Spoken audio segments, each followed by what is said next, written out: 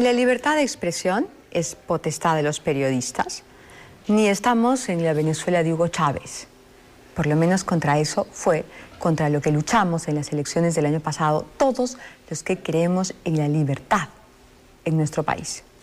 Sin embargo, el jueves 21 y el viernes 22, el jueves y el viernes de la última semana, 3 ilustraciones del reconocido artista Piero Quijano fueron obligadas a ser retiradas, fueron censuradas de una galería de arte que depende del Instituto Nacional de Cultura, debido a las presiones que 2 funcionarias del INC ejercieron contra el director o sobre el director de esta galería.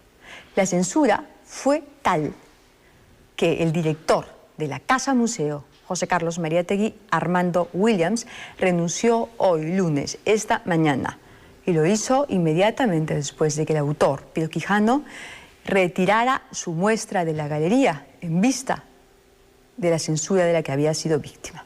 El reportaje a cargo de Jimmy Carrillo.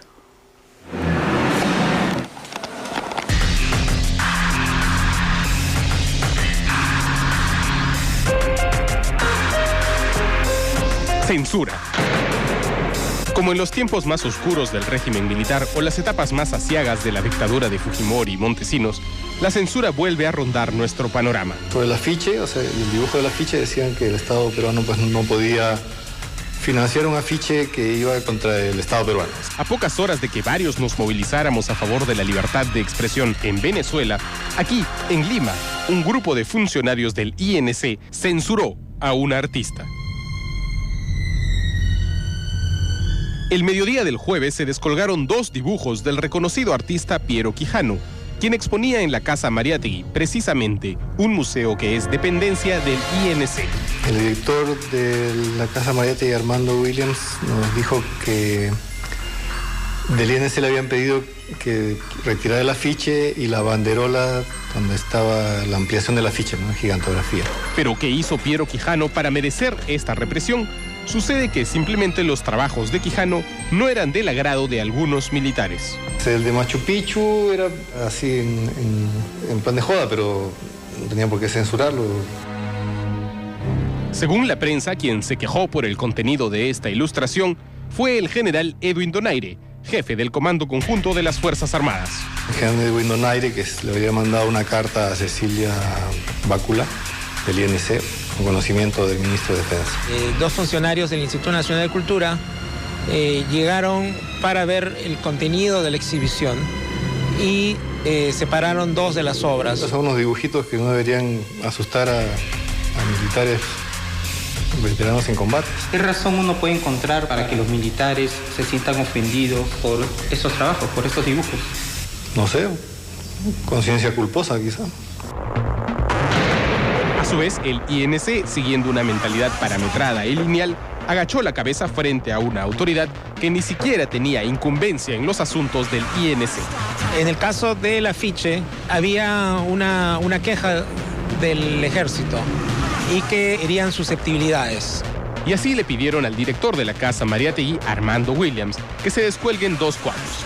Este, que es el afiche de la muestra y que muestra a un grupo de soldados levantando un arma en vez de una bandera.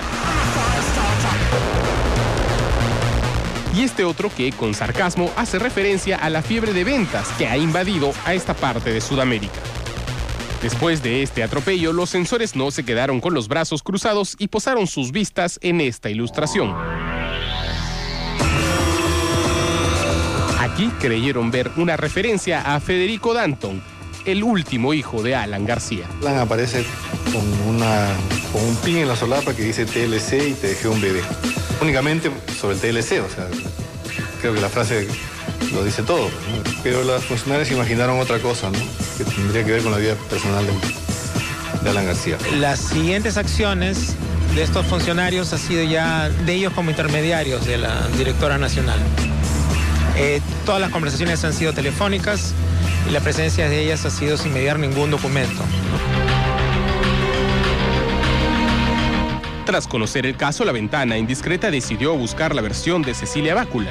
La señora Bácula, sin embargo, decidió negar la evidente censura. Yo estoy tan sorprendida como usted. Entonces, no hemos recibido nosotros ni una sola comunicación del señor Quijano. No ha habido tal censura.